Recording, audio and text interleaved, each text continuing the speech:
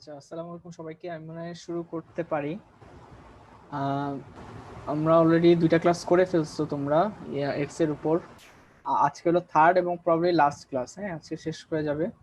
আর তোমাদের যদি কোনো প্রশ্ন থাকে আমি সেগমেন্ট একটা ধরো শেষ করার পর আমি প্রশ্ন করার স্কোপ দিব। হ্যাঁ, সেই সময়টা একটু করে ফেলো। আচ্ছা, আমরা এর আগের দিন লাং কলাপস পর্যন্ত হয়তো গিয়েছিলাম। আমরা লাং কলাপস পর্যন্ত আগের দিন শেষ করছিলাম। হ্যাঁ, আজকে আমরা সলিটারি ম্যাথ সলিউশন থেকে শুরু করব। আচ্ছা আচ্ছা, ফুল স্ক্রিন দেখা যাচ্ছে? দেখা যাচ্ছে ভাইয়া। ঠিক আছে। তো solitary mass solution in the lung, ঠিক আছে। সলিটারি ম্যাথ সলিউশন হলো যে এটা ক্লিয়ারলি ডিনোট করে একটা জিনিসই, এবং mostly it is a tumour. ঠিক আছে, সলিটারি ম্যাথ সলিউশন। এখন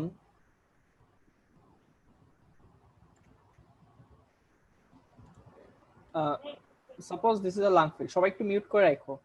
suppose this are lung field. এখন লাং ফিল্ডে আমরা যখন কোনো অপাসিটি দেখি, অপাসিটির হয়তো অনেক রকম প্যাটার্ন থাকে বা ক্যারেক্টার থাকে। এখন একটা অপাসিটি তুমি দেখলা যে একটা সিঙ্গেল জায়গা জুড়ে আছে, ঠিক আছে। এটার আউটলাইন যেরকমই হোক না কেন, এটা সার্কেল হইতে পারে, লাইক স্কোয়ার টাইপ হইতে পারে, যেরকমই হোক, but it has a discrete margin. Discrete margin মানে এটা যে মার্জিনটা তুমি খুব ক্লিয়ারলি বুঝতেছো, ঠিক আছে। এবং এটার ভিতরের জায়গাটা পুরোটাই like homogenous opacity. Homogenous opacity নাও হইতে পারে, সেটা রিজন হয়তো আমি বলবো, কিন্তু ভিতরটা পুরোটাই একটা হোমোজেনাস অপাসিটি, ঠিক আছে। সেটাকে আমরা বলতেছি একটা সলিটারি ম্যাথ লিশন। এখন ম্যাক্সিমাম ক্ষেত্রে সলিটারি ম্যাথ লিশন বা টিউমার আমরা যেটা দেখি সেটা হলো সার্কুলার। ওকে, এটা সার্কুলার নাও হইতে পারে, ঠিক আছে। It may be round, it may be oval, it may be irregular, anything হইতে পারে, ঠিক আছে। আচ্ছা, সলিটারি ম্যাথ লিশন কি কি জিনিস হতে পারে? এক হতে পারে neoplasm, that is a malignant mass. Benign হতে পারে ইনফেকশন অথবা আর্টেরিও ভেনাস ম্যালফরমেশন। ইনফেকশন এরকম সলিটারি ম্যাথ লিশনের মতো থাকে, এটার চান্স হয়তো খুব কম। আর্টেরিও ভেনাস লিশন হয়তো অনেক কম পাবা। আর্টেরিও ভেনাস লিশন জিনিসটা, আর্টেরিও ভেনাস লিশন বলতে বোঝায় যে আমরা জানি যে সাপোজ আর্টারি থেকে আমরা ক্যাপিলারিতে ভাগ হয়, দেন ক্যাপিলারি বেড থেকে তোমার ভেনাস চ্যানেল শুরু হয়, ঠিক আছে, ক্যাপিলারি বেড থেকে। কিন্তু এখানে কোনো ক্যাপিলারি বেড না হয়ে আর্টারি এবং ভেনাস চ্যানেল একসাথে মিশে যায়, ঠিক আছে, এবং অনেকটা একটা দলা পাকানোর মতো হয়ে যায়, ঠিক আছে। সেটাকে বলা হয় আর্টারি ভেনাস ম্যালফরমেশন। ওকে, এটা usually it is a congenital malformation, ঠিক আছে। আচ্ছা, এখন আমি আরেকটা জিনিস একটু বলতে চাই, সেটা হলো এই যে সলিটারি ম্যাথ লিশন বা লাং টিউমার্স, এই লাং টিউমার্সের সাথে অনেক কিছু তুমি দেখবে অ্যাসোসিয়েটেড থাকতে পারে, ঠিক আছে। কিরকম? যেমন সাপোজ দিস আর ট্রাকিয়া ঢুকলো। হ্যাঁ, আচ্ছা, এখন একটা লাং টিউমার অনেকভাবে প্রেজেন্ট করতে পারে, বা তোমরা যে লং কেসে যেটা পাবা সাপোজ ব্রঙ্কোজেনিক কার্সিনোমা, সেটা অনেকভাবে প্রেজেন্ট করতে পারে। এখন সাপোজ তুমি একটা লাং টিউমার দেখলা যেটা লাংসের একদম পেরিফেরিতে, ঠিক আছে। আরেকটা দেখলা তুমি লাংস মানে একদম ট্রাকিয়া ওয়াইজ বা একদম সেন্টারে, ঠিক আছে। এখন তোমাকে প্রশ্ন করতে পারে যে এই দুইটার মধ্যে কোনটা মানে টোটাল বা কমপ্লিট লাং কলাপস করতে পারবে। The answer should be this, ঠিক আছে। এটা একদম মেইন ব্রঙ্কাসকে অফ করে দিতে পারে, ঠিক আছে। আচ্ছা, এটা গেল প্রথম কথা। এখন আরেকটা জিনিস জিজ্ঞেস করে যে তুমি কি জাস্ট লাং টিউমারের লোকেশন দেখে তুমি বলতে পারবা যে এটা কি হিস্টোলজিক্যাল টাইপ?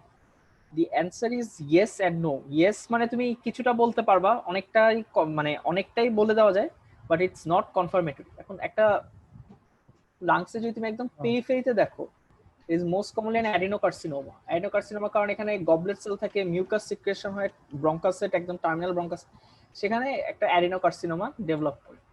আর তুমি যদি দেখো একদম সেন্টারে একটা টিউমার, ঠিক আছে। তুমি একটা মানুষ যখন সবাই একটু কাইন্ডলি মিউট করো, ভাইয়া আর আপুরা, আমি সাউন্ড পাচ্ছি। ওকে, এবং তুমি দেখো একটা সেন্টারে একটা টিউমার, ঠিক আছে। এখন তুমি চিন্তা করো যে যখন তুমি স্মোকিং করতেছো, স্মোকিং এর তুমি এত এত কার্সিনোজেন নিচ্ছ, এই কার্সিনোজেন গুলো মোস্টলি তোমার মেজর এয়ারওয়েকে ইরিটেট করবে। তো তুমি যখন স্মোকিং করতেছো, এই কার্সিনোজেন গুলো মেজর এয়ারওয়েকে তোমার ইরিটেট করবে, এবং মেজর এয়ারওয়ে বলতে তোমার ট্রাকিয়া এবং তোমার প্রিন্সিপাল ব্রঙ্কাস গুলো, এরাই সবচেয়ে বেশি ইরিটেটেড হয়। এবং যে কোনো টিস্যুকে যখন তুমি ইরিটেট করবা, তখন সেটা যেটা হবে যে মেটাপ্লাসিয়া হয়ে যায়। তো লাংসের এই যে সিরোস্ট্রাটিফাইড সিলিয়েটেড কলামনার এপিথেলিয়াম তখন চেঞ্জ হয়ে স্কোয়ামাস সেলে টার্ন করে, ঠিক আছে। এবং মেটাপ্লাসিয়া নিওপ্লাসিয়ার পরের স্টেপটাই হলো ধরো নিওপ্লাসিয়া ডেভেলপ করে, which is a squamous cell carcinoma হয়, ঠিক আছে। এটা থেকে মোটামুটি বলা যায় একটা লাং ফিল্ডে তুমি যদি পেরিফেরিতে কোনো টিউমার দেখো, it is mostly an adenocarcinoma. Lung ফিল্ডে যদি সেন্টারে একদম টিউমার দেখো বা হাইলার রিজনে টিউমার দেখো, it is mostly squamous cell carcinoma. এবং এই সাপোজ একটা অ্যাডিনোকার্সিনোমা, এটা কোনোদিন তোমার টোটাল লাং কলাপস করতে পারবে না, ঠিক আছে, কারণ মেইন ব্রঙ্কাসের থেকে সে কত দূরে। কিন্তু এই স্কোয়ামাস সেল কার্সিনোমাটা টোটাল লাং কলাপস করার ক্ষমতা রাখে, যেহেতু সে একদম মেজর এয়ারওয়ে থেকে উঠতেছে, ঠিক আছে। এরকম একটা কেস আমরা পাইছিলাম, তখন আমাদের প্রশ্ন করছে যে একটা পেশেন্ট লাং কলাপস নিয়ে আসছে, পেশেন্ট ইমাসিয়েটেড, ওয়েট লস আছে, হাতে ক্লাবিং আছে, ঠিক আছে। তখন বলা হয়েছিল যে তুমি এটা কি সাসপেক্ট করতেছো, ব্রঙ্কোজেনিক কার্সিনোমা। নেক্সট কোশ্চেন ছিল হিস্টোলজিক্যাল টাইপ। আচ্ছা, আমি মনে হয় বুঝাইতে পারছি। ওকে, আমরা নেক্সটে যাই। নেক্সটে হলো মানে দিস ইজ সর্টের ম্যাস লিশন, ঠিক আছে। এবং এটা যদি তুমি খেয়াল করো, ইট হ্যাজ এ ক্লিয়ার মানে ক্লিয়ার ডিসক্রিট বর্ডার, ঠিক আছে। বর্ডারটা ক্লিয়ারলি বুঝতে পারতেছে, এটার ভিতরে পুরো জায়গাটা একটা হোমোজেনাস অ্যাপাসিটি, ঠিক আছে। আচ্ছা, এটাকে তুমি কি বলবা? এই এক্সরে তোমার সামনে দিল, তুমি কি বলবা? This is a chest X ray posterior anterior view showing a solitary mass lesion in the this is the right lung field. এখন রাইট লাং ফিল্ডে আমরা বলছিলাম রেডিওলজিক্যালি আমরা আপার লোয়ার মিডল এত কিছু আমরা বলতে পারি না, আমরা শুধু বলতে পারি যে আপার জোন, মিড জোন বা লোয়ার জোন, এটাতে বলতে হবে। এবং আমরা বলছিলাম যে আপার জোন হইলো আপ টু সেকেন্ডারি হলো তোমার আপার zone, second to fourth rib is your middle zone, and below fourth rib is your lower zone. So this is probably a solitary mass lesion in the middle and the lower zone, দুটাকেই involve করছে, ঠিক আছে। So এটা হলো এই এক্সের description. এখানে আরেকটা দেখতে পারতেছো, আরেকটা solitary mass lesion,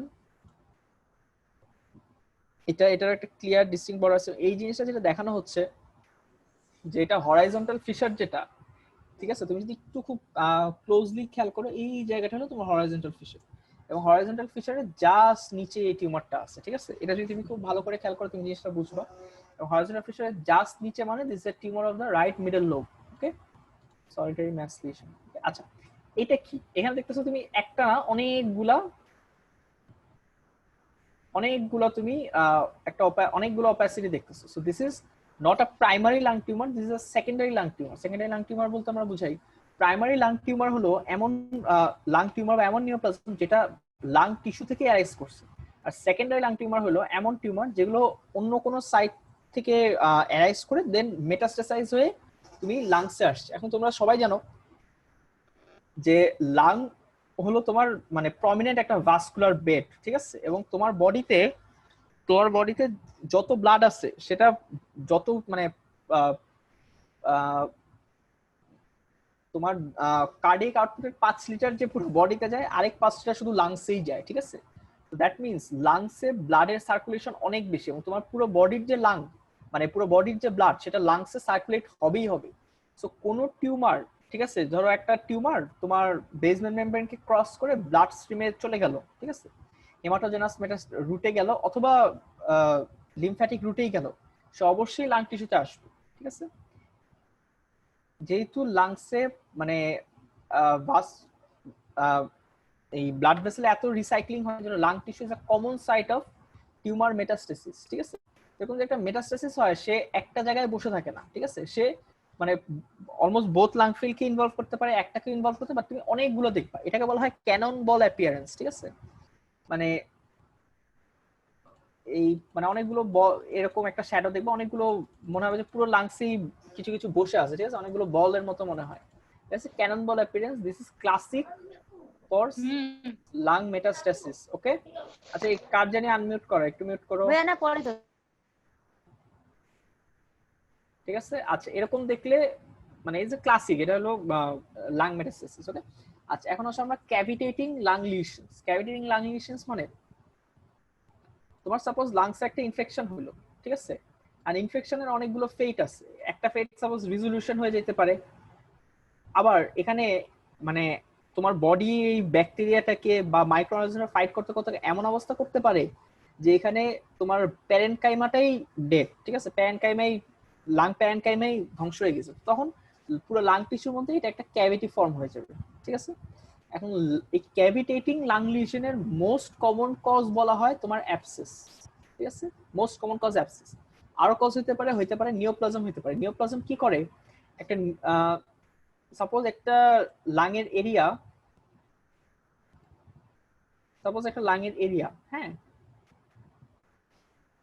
এখন একটা লাংয়ের এরিয়া, এখন নিওপ্লাজম ইটসেলফ লাং প্যারেনকাইমাকে এমন ভাবে ইনভেড করতে পারে যে প্যারেনকাইমাটা লস্ট হয়ে গেছে, এখানে একটা ক্যাভিটি ফর্ম করছে। অথবা সে এমন করতে পারে যে একটা নিওপ্লাজম যখন থাকে তো একটা সার্টেন জায়গা থেকে যে মিউকাস মানে আস্তে আস্তে বের হবে, ঠিক আছে, সেই রাস্তাটা সে অফ করে দিতে পারে। তখন লাংসের একটা জায়গায় সাপোজ খুব বেশি মিউকাস জমলো, এই মিউকাস জমলে যেটা এখানে আবার সুপার অ্যাডেড ইনফেকশন হয়, ইনফেকশন হয় এখানে একটা ক্যাভিটেটিং লিজন তৈরি করতে পারে, ঠিক আছে। তো লাংসে ক্যাভিটেশন দেখলে আমরা ফার্স্টে চিন্তা করবো অ্যাবসেস, সেকেন্ডলি চিন্তা করবো নিওপ্লাজম, থার্ডলি চিন্তা করতে হবে টিউবারকুলোসিস, ঠিক আছে। এই তিনটাই মেইনলি হয়, তারপরে অনেক অটোইমিউন ডিজিজ হয়, রিউমাটয়েড আর্থ্রাইটিস হয়, রিউমাটয়েড নোডিউল, ঠিক আছে। এগুলো এত দরকার নাই, বাট জাস্ট এতটুকুই যে আচ্ছা, এখন সাপোজ একটা ক্যাভিটেটিং লিশন হইলো, ক্যাভিটেটিং লিশনটা কেন হচ্ছে এটা তোমাকে বুঝতে হবে। সাপোজ এই পুরো জায়গাটা একটা ক্যাভিটেটিং লিশন, ক্যাভিটেটিং লিশনটা কেন হচ্ছে? Because of infection. Infection resolve হয় নাই, ইনফেকশন পুরো জায়গাটাকে ধ্বংস করে দিচ্ছে। এখন যে কোনো ইনফেকশন এবং ইনফ্লামেশনের প্রোডাক্ট হলো পাস। তো পাস, এই ক্যাভিটির মধ্যে পাস অ্যাকুমুলেট হবে। পাস যখন অ্যাকুমুলেট হয়, পাস তো একটা ধরো লাইক লিকুইড স্ট্রাকচার, ঠিক আছে। তো পাসটা বাই ইটস ওয়েট সে নিচে পড়ে যায়, ঠিক আছে। যখন তুমি একটা ক্যাভিটেটিং লিশন দেখবা তার নিচে দেখবা এটা এখানে সাপোজ পাস আছে, আর পাসের ডেনসিটি তো more than the surrounding tissue, so pus itself appears as radio opaque.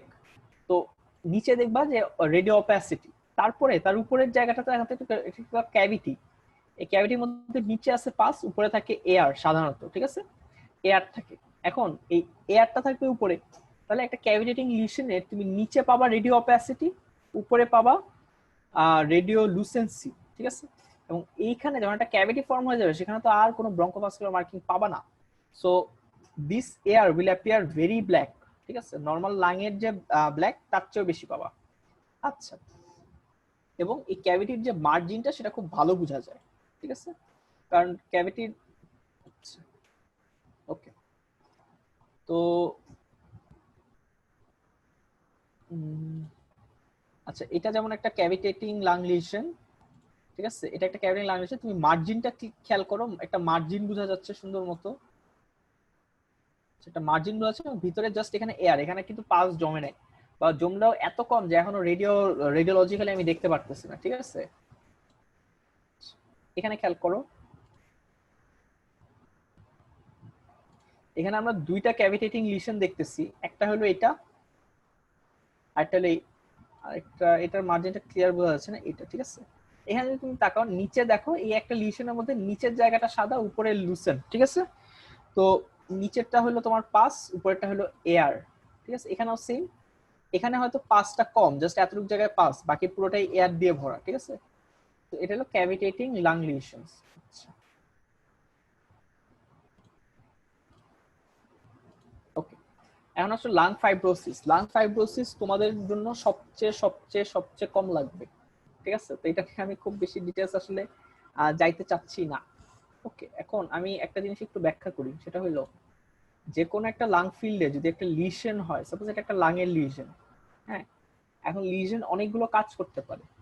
Lesion অ্যালভিওলাইকে involve করতে পারে, ঠিক আছে, এই ছোট ছোট অ্যালভিওলাইকে ইনভলভ করতে পারে। সে অ্যালভিওলাইয়ের উপরে, মানে অ্যালভিওলাই তো আমি বলতেছি যে রেসপিরেটরি জোন, এখানে গ্যাস এক্সচেঞ্জ হচ্ছে, এর উপরে যে তোমার ট্রান্সপোর্ট মিডিয়াটা, ঠিক আছে, ট্রাকিয়া, ব্রঙ্কাস, ব্রঙ্কিওল, এগুলোকে ইনভলভ করতে পারে। অথবা এই যে একটা অ্যালভিওলাই এবং তার পাশে যে আরেকটা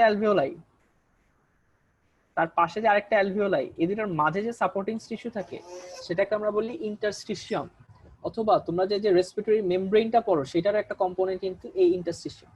এখন ইন্টারস্টিশিয়ামে যদি কোনো প্রবলেম হয়, ঠিক আছে, তখন তুমি দেখবা যে এই অ্যালভিওলাই গুলো কিন্তু spared, only the interstitium is involve. সো পুরো লাংসের মধ্যে কোনো হোমোজেনাস ওপাসিটি পাবা না। হোমোজেনাস ওপাসিটি তখন পাইতা যদি অ্যালভিওলাই ইনভলভ হতো, ঠিক আছে। আচ্ছা, এটা হলো প্রথম কথা। ওকে, তাহলে fibrosis is thickening and scarring of the interstitium, ঠিক আছে, মানে অ্যালভিওলার সাইডে যত সারাউন্ডিং স্ট্রাকচার আছে।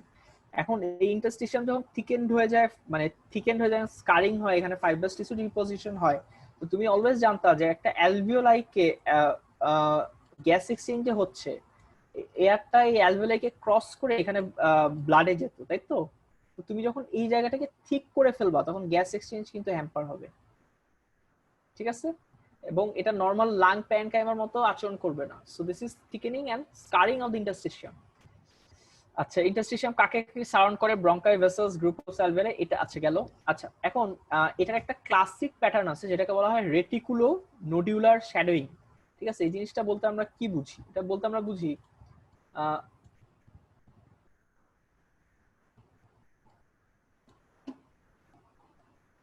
Suppose this is a lung, ঠিক আছে? লাংসের মধ্যে আমি যদি জাস্ট সাদা সাদা কিছু দাগ দেই, সাপোজ এটা একটা দাগ, এটা একটা দাগ, এটা একটা দাগ, এটা একটা দাগ, এটা একটা দাগ, এই দাগগুলোকে তুমি বলবা রেটিকলস, ঠিক আছে? দাগের প্যাটার্নটাকে আমরা বলি রেটিকলস। আরেকটা প্যাটার্ন আমরা বলা হয় নোডিউলস। নোডিউলস মানে একটা ডিসক্রিট ওপাসিটি, কিন্তু এটার সাইজ 1 থেকে 5 মিলিমিটারের মধ্যে থাকবে। এর চেয়ে বড় হয়ে গেলে তুমি এটাকে সলিটারি ম্যাস লিশন বলবা, ঠিক আছে? তাহলে তুমি সাদা সাদা যে দাগগুলো দেখবা সেটাকে বলা হয় রেটিকলস। আর একটা হোমোজেনাস ওপাসিটি ইউজুয়ালি সার্কেল যেটার সাইজ লেস দেন 5 মিলিমিটার, সেটাকে বলা হয় নোডিউলস। এই দুইটাকে মিলায় বলা হয় রেটিকুলো নোডিউলার শ্যাডোয়িং। এবং তুমি যখনই বলবা যে আমি রেটিকুলো নোডিউলার শ্যাডোয়িং দেখতেছি, আমি ধরে নিব তুমি ফাইব্রোসিস এর কথা বলতেছো, কারণ ফাইব্রোসিস ছাড়া আর কোনো ক্ষেত্রে রেটিকুলো নোডুলার শ্যাডোয়িংটা পাওয়া যায় না। এবং এই রেটিকলস গুলো ইনভলভ করে, তুমি দেখবা যে একটা জায়গায় ওপাসিটি তার পাশে আবার ক্লিয়ার, একটা জায়গায় ওপাসিটি তার পাশে আবার ক্লিয়ার, একটা জায়গায় ওপাসিটি তার পাশে আবার ক্লিয়ার। ইট মিনস যে পুরো লাংয়ের স্ট্রাকচারকে তুমি ইনভলভ করো নাই। অ্যালভিওলাই এখনো বেঁচে আছে, অ্যালভিওলাই এখনো ঠিক আছে, ঠিক আছে, কিন্তু সারাউন্ডিং ইন্টারভিনিং যে স্ট্রাকচারগুলো তুমি শুধু তাদেরকে টাচ করছো, ঠিক আছে? আচ্ছা, এখানে কিছু কজ আছে, ইন্টারস্টিশিয়াল ফাইব্রোসিসের অনেকগুলো কজ আছে। এটা আমরা মনে রাখতে পারি একটা নিউমোনিক, যেটা হলো সার্কয়েড। এইগুলোর কোনো কিছুই তোমাদের জন্য লাগবে না, নিউমোকোনিওসিসটা থার্ড ইয়ারে পড়ানো হয়, যেটা সবাই দেখো। আর এছাড়া কিছু ড্রাগে হইতে পারে, এটা অনেক সময় প্রফে জিজ্ঞেস করে, টিবিতে হইতে পারে, এটা অনেক ইম্পর্টেন্ট, ঠিক আছে? আচ্ছা, রেটিকুলার শ্যাডোয়িংটা জিনিসটা কি আমি বলে গেছি। এবং রেটিকুলার শ্যাডোয়িংটা যখন দেখবা তোমরা, তখন হার্টের যে বর্ডার সেটা হলো লস্ট হয়ে যায়, ওইটা দেখতে একটু শ্যাগি মনে হয়, মানে ক্লিয়ার বোঝা যাচ্ছে না। নোডুলার শ্যাডোয়িংটা আমি বলে ফেলছি, আমি নেক্সটে আসতেছি। আচ্ছা, এখানে চারটা জিনিস তুমি দেখো, চারটা জিনিসের মধ্যে কিছু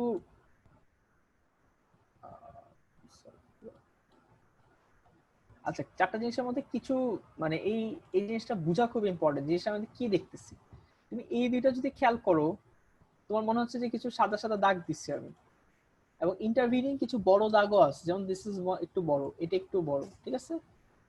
এগুলো ছোট ছোট, তো আমি সাদা সাদা দাগ দিচ্ছি। এখানেও সেম, ঠিক আছে? আমি মনে হচ্ছে যে আমি সাদা সাদা একটা আঁশ ফালাই দিছি বা কিছু একটা আমি ফালাই দিছি, ঠিক আছে? সাদা সাদা দাগ দিচ্ছি। সো দেয়ার ইজ রেটিকলস প্রেজেন্ট, এবং রেটিকলস এর সাথে কিছু জায়গা বড়, এটা বড়, ঠিক আছে, এই পুরো জায়গাটা বড়, এগুলো বড়, ঠিক আছে? তাহলে রেটিকলস এন্ড নোডিউলস দুটাকে একসাথে আমরা রেটিকুলো নোডিউলার প্যাটার্ন, ওকে?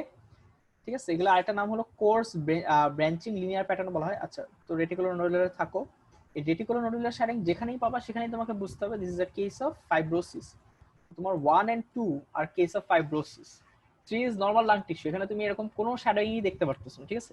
তুমি বলতে পারো ভাই এগুলো কি দেখতেছি, এগুলো ক্লাসিক ব্রঙ্কোভাস্কুলার মার্কিং ছাড়া কিছুই না, ঠিক আছে?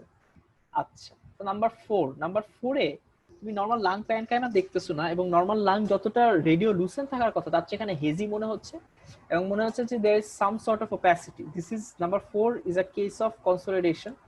এবং এই হেজি ওপাসিটিটা কনসোলিডেশন বলে, এটা এটা একটা অনেকটা ব্রঙ্কো নিউমোনিয়ার কেস, অথবা একটা লোবার নিউমোনিয়াকেও জুম করে দেখানো হইতে পারে, ঠিক আছে? আচ্ছা, এখানে তোমাকে যে জিনিসটা বুঝতে হবে যে নাম্বার 4 এ যত হোমোজেনাসলি ইনভলভমেন্টটা আছে, যে পুরো এই নিচে থেকে শুরু করে উপর পর্যন্ত পুরোটাতেই তুমি দেখতেছো there is some sort of involvement, some sort of opacity.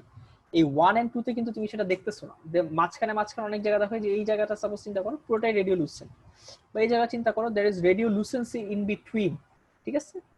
তো মানে এটাকে, তো আমার মনে হয় প্যাটার্নটা তোমাদের ক্লিয়ার হয়েছে যে 1 and 2 ইজ রেটিকুলো নোডিউলার, পুরো লাং টিস্যু একসাথে ইনভলভ না, there is some reticles and there are some nodules involved. Number 3 is normal, number 4 is পুরোটা জুড়ে একটা homogeneous opacity, number 4 is your consolidation, ঠিক আছে? আচ্ছা, আমরা নেক্সটে যাই। এখানে দেখো, তোমার তুমি যখন লাংসের লোয়ার লোবটার দিকে তাকাচ্ছ, দুই ক্ষেত্রেই লোয়ার লোবের দিকে তাকাচ্ছ, তুমি দেখতে পারতেছো যে there is some sort of opacity, কিন্তু ক্লিয়ার না, ঠিক আছে? মনে হচ্ছে সাদা সাদা আমি দাগ দিছি এই জায়গাটায়, এখানেও দেখো মনে হচ্ছে আমি সাদা সাদা দাগ দিছি, ঠিক আছে, ইন বিটুইন কিছু আছে nodules, so this is a nodule, this is a nodule, this is a nodule, ঠিক আছে, there is reticles and there is nodules, okay, so এটা হলো রেটিকুলো নোডিউলার শ্যাডোইং, এটা মোস্ট কমনলি এফেক্টেড হয় তোমার মোস্ট কমনলি এফেক্ট হয় লাংয়ের বেজাল জোন বা লোয়ার জোন, ঠিক আছে। আচ্ছা, এখন ভাই এই জায়গাটায় যদি এমন হইতো যে আমি এই জায়গাটায় আমি কনসোলিডেশন দেখতেছি, আমি কিরকম দেখতাম, এখানে যেমন ইন বিটুইন তুমি অনেক কালো কালো জায়গা দেখতেছো, রাইট, ইন বিটুইন অনেক কালো কালো জায়গা দেখতেছি, এখানেও মানে নর্মাল লাং টিস্যু আছে, সাথে কিছু স্কারিং হয়েছে, সাথে কিছু ফাইব্রোসিস হয়েছে, but if this was a case of consolidation, তুমি পুরো জায়গাটা জুড়ে হোমোজেনাসলি তুমি একটা ওপাসিটি দেখবা, হোমোজেনাসলি, ঠিক আছে। আচ্ছা ভাই, এখানে আর কি হইতে পারতো, এখানে প্লুরাল ইফিউশন হইতে পারতো, প্লুরাল ইফিউশন হলে তুমি একটা কনকেভ আপার মার্জিন পাইতা, তোমার এই কার্ডিওফ্রেনিক আর তোমার কোস্টোফ্রেনিক এই দুটো অ্যাঙ্গেলই উড হ্যাভ বিন লস্ট, ঠিক আছে, এবং ম্যাসিভ প্লুরাল ইফিউশন হলে ট্রাকিয়াকে অন্যদিকে শিফট করতে পারতো, ওকে। আচ্ছা, ফাইব্রোসিসটা তোমাদের লেভেলে খুবই কম লাগে।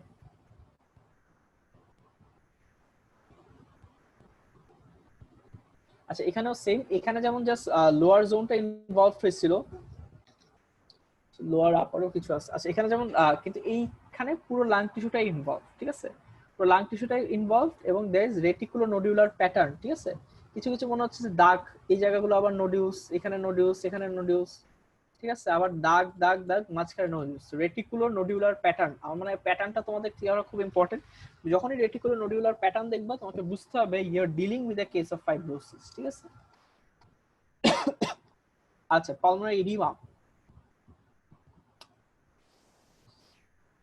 ওকে, তো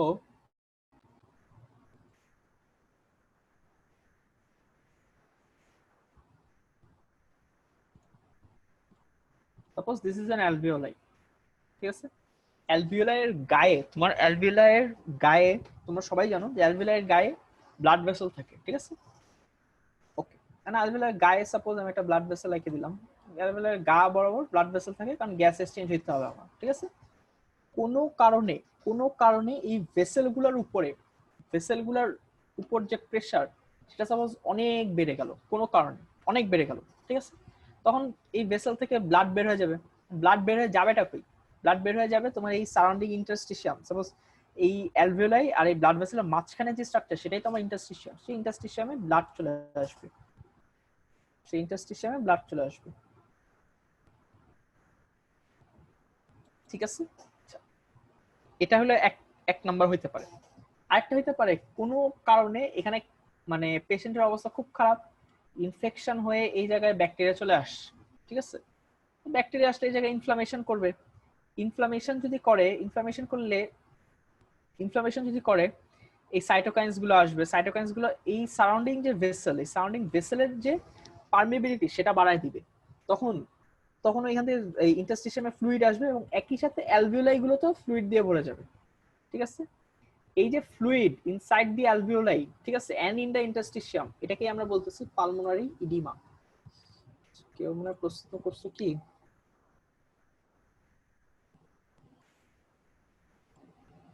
এখন যে আচ্ছা, আচ্ছা, এই এক্সট্রাতে বলতেছিলা যে হ্যাঁ হ্যাঁ ভাই, এখানে ট্রাকিয়া শিফটেড আছে, ঠিক আছে, সেটা আমি বলি নাই।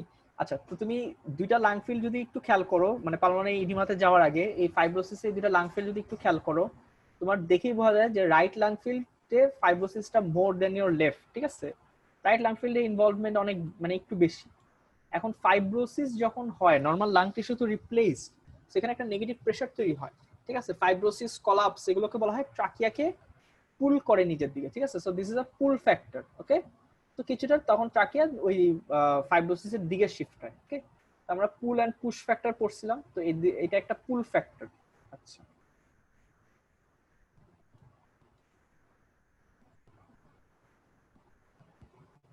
ঠিক আছে, এখন আমরা পালমোনারি ইডিমাতে আসি, পালমোনারি ইডিমাতে আসি। Pulmonary oedema is a fluid accumulation in the lungs that causes flooding of the alveoli with fluid, যেটা তোমাদের বলা হয়েছে, এবং অ্যালভিওলাই গুলো যদি এরকম ফ্লুইড দিয়ে ভরে যায়, অ্যালভিওলাই গুলো যদি এরকম ফ্লুইড দিয়ে ভরে যায়, তখন যেটা দেখা যাবে যে সেটা হলো gas exchange will not be possible. এবং আরেকটা জিনিস, যে যেই মেকানিজমে সাপোজ আমি বলতেছি যে অ্যালভিওলাইয়ের সারাউন্ডিং, অ্যালভিওলাইয়ের সারাউন্ডিং যে ব্লাড ভেসেল, ব্লাড ভেসেল গুলো থেকে কোনো কারণে ফ্লুইড লিক করতেছে, তো এইটা হইতে পারে এমন কারণ যে স্টার্লিং ফোর্স যেগুলো আছে সেগুলোর কোনো মানে হেরফের হয়েছে, এখন স্টার্লিং ফোর্সেস যদি হেরফের হয় তখন একই সাথে ক্যাপিলারি হাইড্রোস্ট্যাটিক প্রেশারটা অনেক বেড়ে গেছে সাপোজ, তখন একই সাথে it will also involve the pleura, এবং প্লুরাল ভেসেল থেকেও তখন ফ্লুইড বের হয়ে যাবে। প্লুরাল ভেসেল থেকে ফ্লুইড বের হয়ে গেলে তখন তুমি প্লুরাল ইফিউশন পাবা। তো ইউজুয়ালি পালমারি এডিমার সাথে প্লুরাল ইফিউশনও থাকতে পারে। ওকে, আচ্ছা রেডিওলজিক্যাল অ্যাপিয়ারেন্স তুমি কি পাবা? Symmetrical diffuse fuzzy shadowing with sparing of the peripheries. এটা আমি বুঝাচ্ছি। ওকে, সিমেট্রিক্যাল ডিফিউজ একটা ফাজি শ্যাডোইং পাচ্ছ, যেটা specially the mid and lower zones where the আচ্ছা যেখানে অনেকগুলো মেকানিজম বলা, আমি একটু এক্সে দেখাই বলি। আচ্ছা, তো সাপোজ কোনো কারণে তোমার লাংসে পুরো লাংস জুড়ে ইনফ্লামেশন হলো, অথবা হার্ট ফেলিয়ারের একটা পেশেন্ট, হার্ট ফেলিয়ার পেশেন্ট আমরা জানি যে ক্যাপিলারি হাইড্রোস্ট্যাটিক প্রেশার বেড়ে যায়।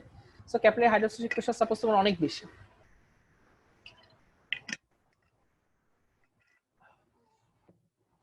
তো ক্যাপিলারি হাইড্রোস্ট্যাটিক প্রেশার তোমার অনেক বেশি।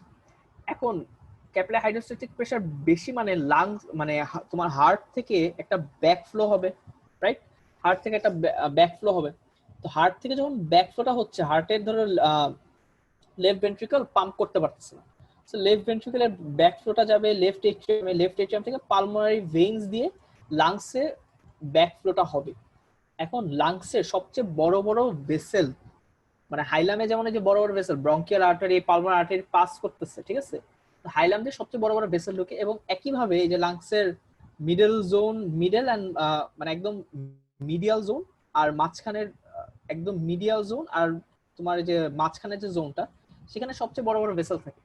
সেই জায়গাগুলোতে সবচেয়ে বেশি ওয়াটার বা fluid will leak out of the capillaries, ঠিক আছে? এবং অ্যালভিওলাই জমা হবে।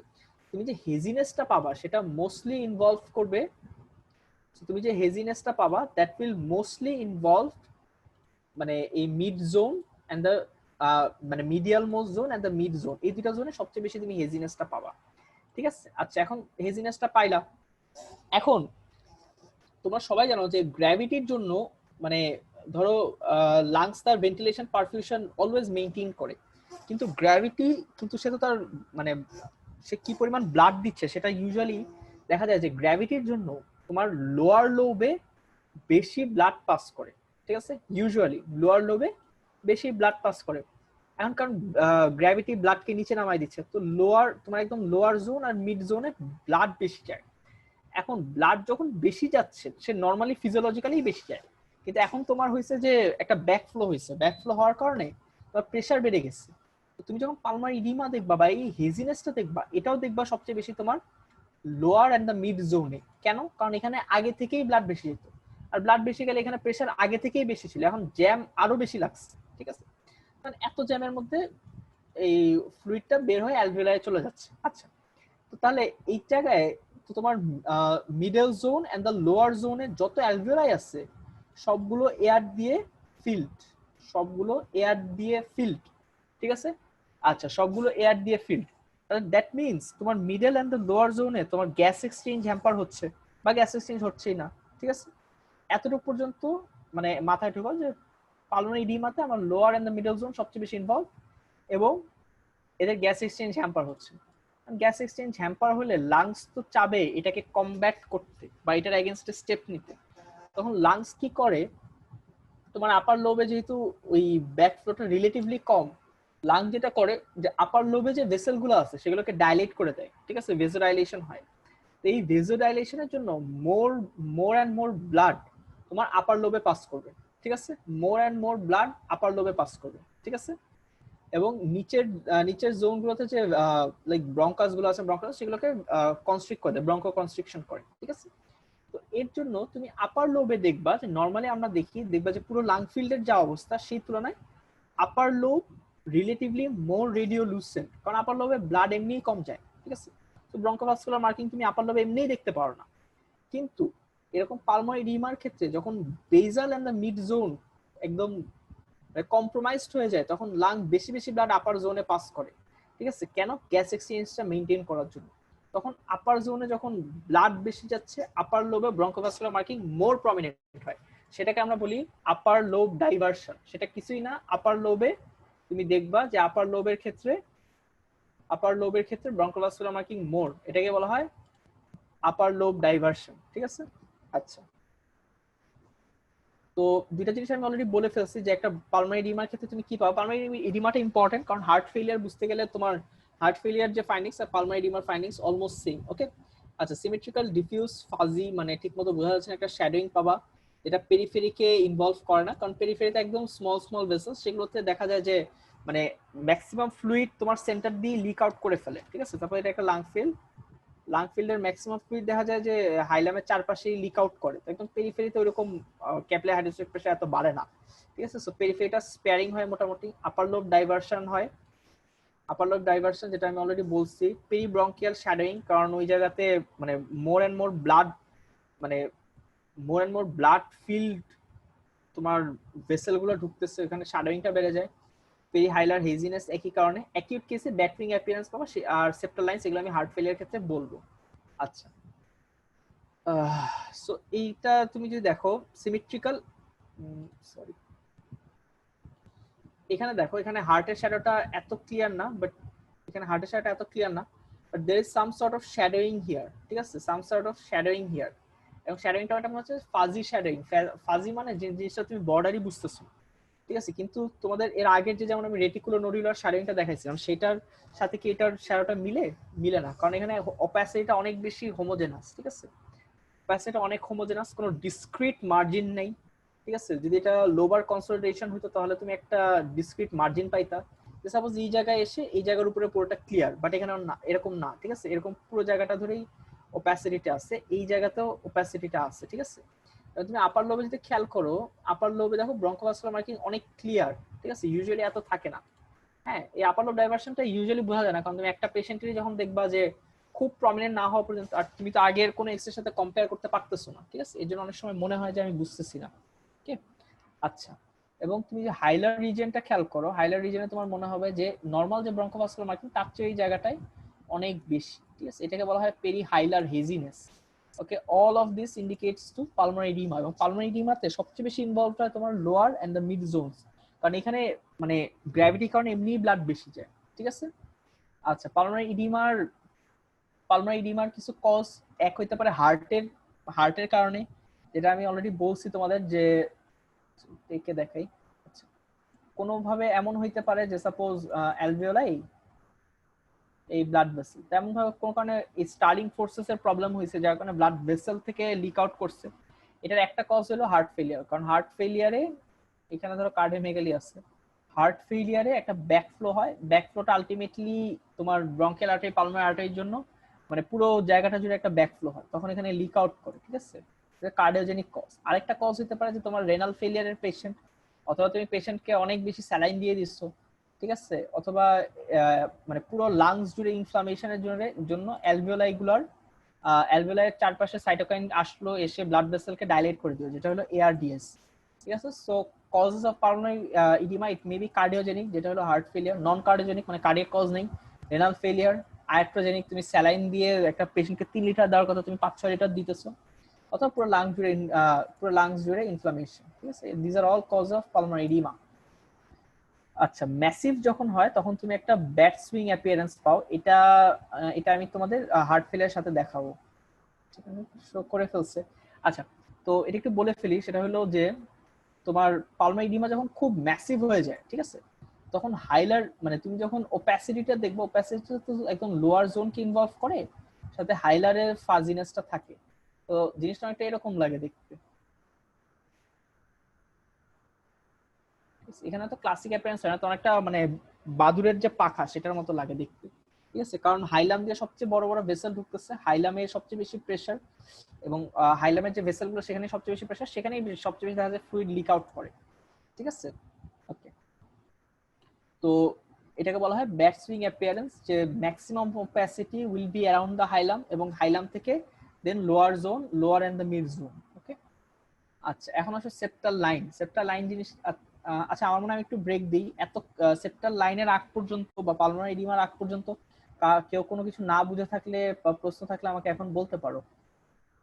ঠিক আছে, আমি পালমারি ইডিমাটা আরেকবার রিক্যাপ করি। তো তোমাদের পালমারি ইডিমার সাথে অনেকটা হার্ট ফেলিয়ারের রিক্যাপ হয়ে যায়, ঠিক আছে? আমি তাহলে পুরোটাই আরেকবার বলি। আচ্ছা, আরেকজন যে প্রশ্ন করছিল, আমি আসতেছি প্রশ্নটায়। এই চ্যাটে প্রশ্ন করো না তোমরা। আচ্ছা, লাস্ট তোমরা এমনি আনমিউট করা যাচ্ছে কি? আনমিউট করেই প্রশ্নটা করলো, ঠিক আছে? চ্যাট দেখতে ঝামেলা।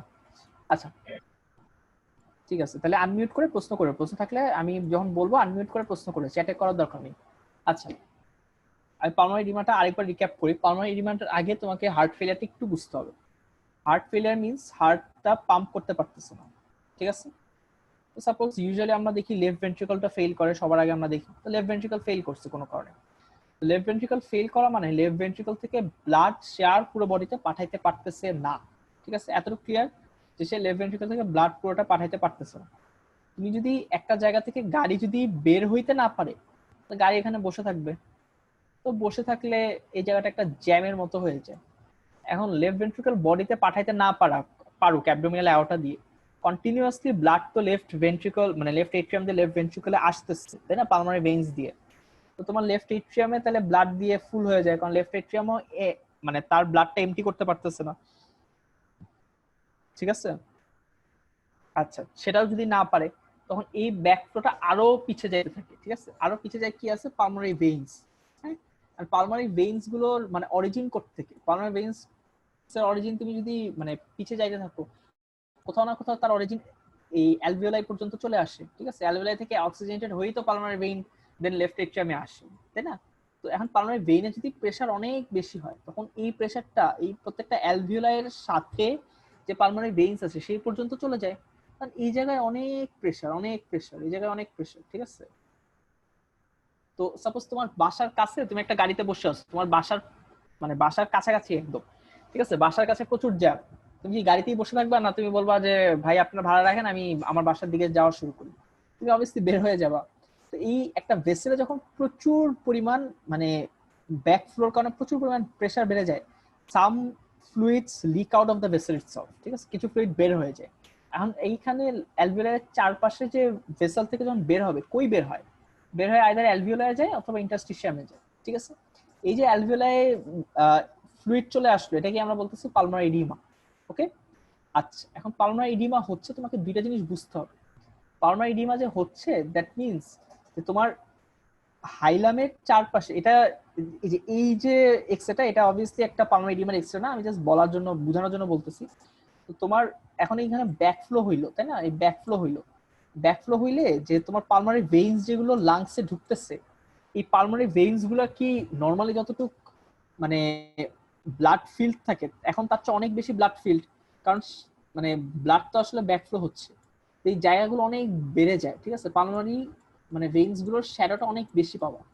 পালমারি ভেইনস গুলো কোন জায়গা দিয়ে লাংসে ঢুকে? হাইলাম দিয়ে। তো হাইলামে তুমি একটা অপাসিটি দেখতে পারো, ঠিক আছে? বা একটা হেজি মনে হবে, এটাকে বলতেছি আমরা পেরি হাইলার হেজিনেস, ঠিক আছে? এই জায়গাটা। এখন এত এত ব্লাড লাংসে ঢুকতেছে, এখন ব্লাড মানে ঢুকতে গেলে কোন জায়গায় ঢুকতে চাবে? সে কি উপরে যাবে? উপরে তো যাবে না, কারণ তোমার গ্র্যাভিটি এগেইনস্টে তোমাকে মানে গ্র্যাভিটি এগেইনস্টে তোমাকে কাজ করতে হচ্ছে। তাহলে সবচেয়ে বেশি মানে ব্লাড তোমার যাবে নিচে, ঠিক আছে? ইউজুয়ালি যেটা হয়, ব্লাড যায় সবচেয়ে নিচে, ঠিক আছে? আর নিচে সবচেয়ে বেশি ব্লাড গেল। আর সবচেয়ে বেশি ব্লাড যদি নিচে যায়, এই ব্লাড ক্যাপিলারি থেকে মানে অ্যালভিওলাই থেকে মানে ব্লাড ক্যাপিলারি থেকে বের হয়ে অ্যালভিওলাই যে ঢুকবে, সেই জিনিসটাও সবচেয়ে বেশি হবে তোমার লোয়ার জোনে, তারপরে হবে তোমার মিড জোন, ঠিক আছে? তাহলে কয়েকটা জিনিস, এক আমি বলতেছি যে পেরি হাইলার হেজিনেস, কারণ বড় বড় ভেসেল কনজেস্টেড ভেসেল লাংসের হাইলাম দিয়ে ঢুকতেছে। এক হলো পেরি হাইলার হেজিনেস, তারপরে তুমি একটা ওপ্যাসিটি পাচ্ছ, ফাজি ওপ্যাসিটি পাচ্ছ in the lower and the mid zones, ঠিক আছে? পালমারি এডিমাতে, ঠিক আছে?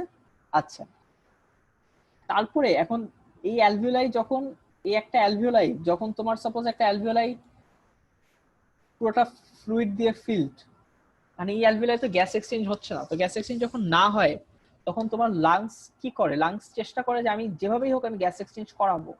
তখন সে দেখে যে নিচের অ্যালভিওলাই গুলোতে তোমার ফ্লুইড দিয়ে ফিল্ড, বাট উপরে অ্যালভিওলাই গুলো তো ক্লিয়ার। তো সে মানে তার যত এয়ার আছে, যত ভেসেল মানে ব্লাড আছে, সে সব উপরে পাঠায়, ঠিক আছে? যে নিচেগুলোতে আর নিচেগুলো মানে আপার লোবে যে ভেসেল গুলো আছে সেগুলোতে ভেসোডাইলেশন করে দেয়, ঠিক আছে। তারপরে ভেসোডাইলেশন করে এবং ভেসোডাইলেশন করে। তো তখন যেটা হয় দেখা যায় যে ভেসোডাইলেশন যখন করতেছো তুমি বেশি বেশি ব্লাড তোমার আপার লোবে যাচ্ছে, যেটা নর্মালি যায় না। আপার লোব ইউজুয়ালি দেখা যায় রিলেটিভলি রেডিও লুসেন্ট থাকে, বাট এখন বেশি বেশি ব্লাড যাচ্ছে, তো আপার লোবে ব্রঙ্কোভাস্কুলার মার্কিং আরো বেশি হয়ে যায়, সেটাকে বলা হয় আপার লোব ডাইভারশন, ঠিক আছে। আচ্ছা, এখন তুমি চিন্তা করো তোমার ভেইনস গুলো কনজেস্টেড, ঠিক আছে, ভেইনস গুলো কনজেস্টেড। এখন ভেইন যখন কনজেস্টেড থাকে, ভেইন যখন কনজেস্টেড থাকে দ্যাট মিন্স তোমার যে ক্যাপিলারি বেডটাও কনজেস্টেড, রাইট? আমরা ক্যাপিলারি বেড কিভাবে দেখি? আমরা ক্যাপিলারি বেড দেখি সাপোজ এটা একটা আর্টারি, দেন তোমার ক্যাপিলারি বেড, দেন তোমার ভেইনস। এখন এই জায়গাটা যখন কনজেস্টেড হয় ক্যাপিলারি বেডের উপরে অনেক বেশি প্রেসার পড়ে, এবং ক্যাপিলারি বেডের সাথে ডাইরেক্টলি কানেক্টেড হলো তোমার লিমফ্যাটিক্স। ক্যাপিলারি বেডে অনেক বেশি প্রেসার, এই প্রেসারটা লিমফ্যাটিক্স পর্যন্তও চলে যায়, তোমার লিমফ্যাটিক্স গুলাও মানে কনজেস্টেড হয়। এখন এই লিমফ্যাটিক্স গুলো রান করে ইন্টারলোবিউলার সেপ্টাম দিয়ে, লাংসের যে লোবস গুলো আছে, লোবস গুলোর মাঝে যে ফিশারগুলোর মধ্যে দিয়ে সেপ্টাম দিয়ে তোমার এই লিমফ্যাটিক্স গুলো রান করে, ঠিক আছে। নর্মাল ফিশার বলো বা মানে লাংসে একদম মানে কোস্টাল সারফেস যেটা সেটাতে, তো তখন তুমি এই যে কনজেস্টেড লিমফ্যাটিক্স গুলো তখন তো তারা ভিজিবল হয়, ঠিক আছে। এবং লাংসের পেরিফেরিতে দেখবা তুমি এরকম এরকম দাগ পাবা, ঠিক আছে, পেরিফেরিতে এরকম এরকম দাগ পাবা। এই দাগটাকে বলা হয় কার্লি লাইন্স, ঠিক আছে, কার্লি লাইন্স। ওকে, এটা নেক্সট স্লাইড আছে, আমি দেখাচ্ছি সবাইকে।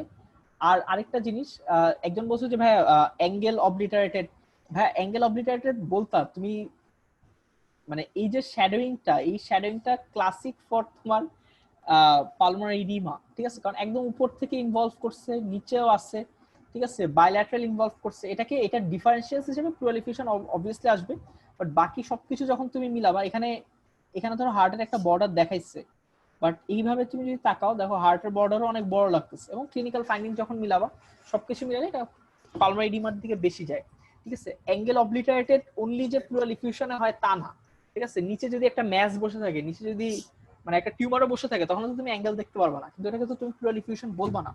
আরেকটা জিনিস হলো প্লুরালিফিউশন থাকলে এই যে একটা কনকেভিটি আপওয়ার্ডস থাকে এবং একটা ক্লিয়ার মার্জিন থাকে, ঠিক আছে, এই জিনিসগুলো এখানে নাই, ঠিক আছে। তো এখানে সবকিছু ফাইন্ডিংস সবচেয়ে বেশি যায় মানে প্রত্যেকটা ফাইন্ডিংস সবচেয়ে বেশি যায় পালমোনারি ইডিমার দিকে। সেকেন্ডলি তুমি ডিফারেন্সিয়াস হিসেবে বলতে পারো অবভিয়াসলি যে देयर इज সাম প্লুরালিফিউশন, এবং প্লুরালিফিউশন থাকেও ইউজুয়ালি পালমোনারি ইডিমার সাথে প্লুরালিফিউশন থাকেও। এখানে এক্সাক্ট আছে কিনা আমি পেশেন্ট না দেখে আমি এটা হয়তো তোমাকে বলতে পারবো না, ঠিক আছে। আচ্ছা, এখানে আমি কজোলজি ব্যাখ্যা করছিলাম। আরেকটা জিনিস, আচ্ছা, এটা হলো সেপ্টাল লাইন্স, যেটা আমি তোমাদের বলে ফেলছি যে septal lines are caused by engorgement of the pulmonary interlobular septal lymphatics, কারণ পুরো একটা কনজেশন হচ্ছে, ঠিক আছে। এটা ইউজুয়ালি ফ্লুইড দিয়ে হয় হলো পালমোনারি ইডিমাতে বা হার্ট ফেলিয়ারে, টিউমার দিয়েও হইতে পারে, ফাইব্রোসিসেও হইতে পারে, ঠিক আছে। আচ্ছা, কজ অফ সেপ্টাল লাইন্স যদি তুমি বলো, একটাই মাথায় রাখবা, সেটা হলো হার্ট ফেলিয়ার, ঠিক আছে। ইন্টারস্টিশিয়াল পালমোনারি ইডিমা মানে ইন্টারস্টিশিয়াম ইডিমাটা কখন হয়? যখন এই যে venous hypertension secondary to heart failure. আচ্ছা, এখন এই যে লাইন্স গুলো তুমি দেখো, ঠিক আছে। আচ্ছা, সাপোজ তুমি যে কার্লি লাইন্স যেগুলো দেখতেছো, এখানে ক্লিয়ার বোঝা যাচ্ছে কিনা, আচ্ছা, এই যে এখানে সাদা সাদা একটা দাগ, হ্যাঁ, ঠিক আছে, এটা হলো কার্লি লাইন্স। এটা তোমাকে পরীক্ষায় মনে হয় না কোনোদিন দেখাইতে বলবে। এন্ড কার্লি লাইন্সে কিছু কথা আছে। কার্লি লাইন্সটা যদি দেখো লাংসের পেরিফেরিতে, একদম লাংসের পেরিফেরিতে কার্লি লাইন্স যেটা ইউজুয়ালি দেখা যায়, এটাকে বলা হয় কার্লি বি লাইন্স, ঠিক আছে, একদম পেরিফেরিতে। এবং তুমি এই জায়গাটা ধরে দেখো, এই জায়গাতে একটা ক্লিয়ার লাইন পাইতেছো, তাই না? এই লাইনটা কি? এটা তোমার হরাইজন্টাল ফিশার। এখন নর্মালি যত তুমি এক্সট্রা দেখছো এখন পর্যন্ত কোনোটাতেই হরাইজন্টাল ফিশার এত ক্লিয়ার দেখো না, কিন্তু এখানে এত ক্লিয়ার কেন দেখতেছো? কারণ হরাইজন্টাল ফিশারের যে ফিশার দিয়ে তো লিমফ্যাটিক্স পাস করে, এই লিমফ্যাটিক্সটা কনজেস্টেড, যার কারণে তুমি ফিশারটাও এত ক্লিয়ার দেখতেছো, ঠিক আছে। আচ্ছা, এখন কার্লি লাইন্সটা যদি একদম লাংসের পেরিফেরিতে থাকে তখন আমি বলবো কার্লি বি, যদি অ্যারাউন্ড দ্য হাইলাম থাকে তখন বলা হয় কার্লি এ, আর বি আর এর মাঝখানে যদি এরকম লাইন থাকে তখন এটাকে বলা হয় কার্লি সি, ঠিক আছে। কার্লি সি কোনোদিন পাবা কিনা জানি না, এও পাওয়া যায় না, জাস্ট বিটা পাওয়া যায়। হার্ট ফেলিয়ারের পেশেন্টে যদি কখনো এক্সরে দেখো তখন এই জিনিসগুলো পাবা, ঠিক আছে। আচ্ছা, এর বাইরে আমার মনে হয় এর বাইরে বলার দরকার নেই, এতটুকু এনাফ। এগুলো অ্যাকচুয়ালি সব রেডিওলজিতে তুমি পাবা, মানে এমনি সব রেডিওলজিতে সবকিছু পাওয়া যায় না, বাট টিচাররা ফাইন্ডিং জিজ্ঞেস করতে পারে, তখন বলতে হয়। আচ্ছা, পালমার ইডিমার পরে যেহেতু পালমার ইডিমা নিয়ে আমার ক্লিয়ার হয়েছে সবার, আমি নিউমোথোরাক্সটা বলি। Pneumothorax is nothing but air inside the plural space. এখন তোমরা বলছিলা যে এই প্লুরাল স্পেসের মধ্যে যদি ফ্লুইড ঢুকে পড়ে, প্লুরাল স্পেস যখন ফ্লুইড ঢুকে পড়ে, তখন আমি সেটাকে বলতেছি প্লুরাল ইফিউশন।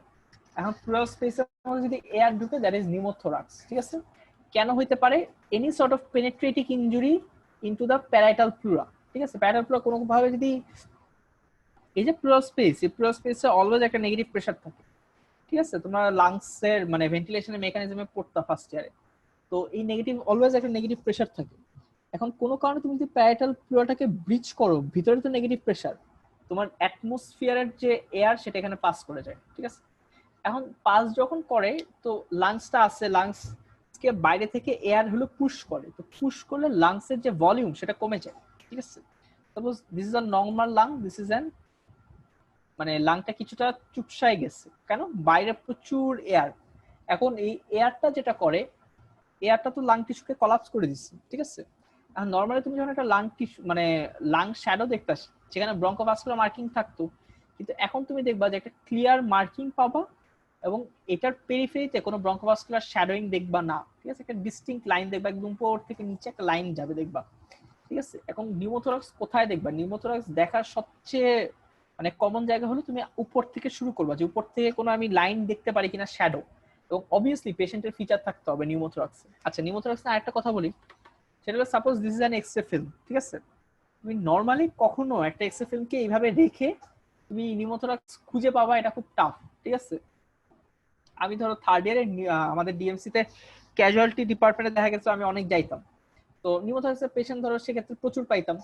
তো আমি কখনো ধরো একটা এক্সরে দেখি নিউমোথোরাক্স বোঝা খুব টাফ ছিল। ঠিক আছে, বা আমি কখনো পাইতাম না। তো নিউমোথোরাক্সের এক্সরে যখন দেখবা, suppose this is an X ray, X ray যেটা করবা, এক্সরেটাকে জাস্ট ঘোরাবা 90 ডিগ্রি। ঠিক আছে, এভাবে রাখবা, এভাবে রাখলে তুমি দেখবা খুব ইজি একটা লাইন দেখা যাচ্ছে। কেন জানি আমরা যখন এক্সরেটাকে সোজা রাখি, এই লাইনটা ক্লিয়ার হয় না আমাদের। ঠিক আছে, আচ্ছা, এখন এখন তোমার এয়ার এরকম ভাবে পুশ করলো, পুশ করে ধরো একটা লাইন পাচ্ছ। এখন লাংসটা এত বেশি পুষ্ট হইতে পারে, এত বেশি পুষ্ট হইতে পারে যে সে আলটিমেটলি পুশ করে করে করে লাংস, মানে তুমি যখন লাংসটাকে পুশ করতেছো, লাংসটা পুশ হয়ে হয়ে হয়ে একদম মিডিয়াস্টিনামকে পুশ করতে পারে। মিডিয়াস্টিনামকে যখন পুশ করে, আমরা জানি যে আর্টারি তো থিক ওয়াল, কিন্তু তোমার ভেইনস গুলো হলো রিলেটিভলি থিন ওয়াল। তোমার সুপিরিয়র ভেনা কেভাটা কে সে অফ করে দেয়। ঠিক আছে, লাংস টিস্যু, তো this is superior vena cava, lung tissue এটার উপর পড়ে যায়, পড়ে গেলে সুপিরিয়র ভেনা কেভাটা অফ হয়ে যায়।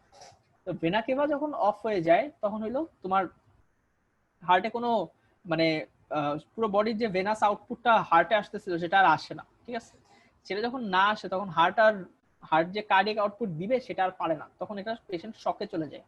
এটাকে বলা হয় টেনশন নিউমোথোরাক্স। ঠিক আছে, পেশেন্ট শকে চলে যাচ্ছে এবং মিডিয়াস্টিনাম মানে মিডিয়াস্টিনামকে কোনো কারণে কম্প্রেশন করছে। ওকে, আচ্ছা,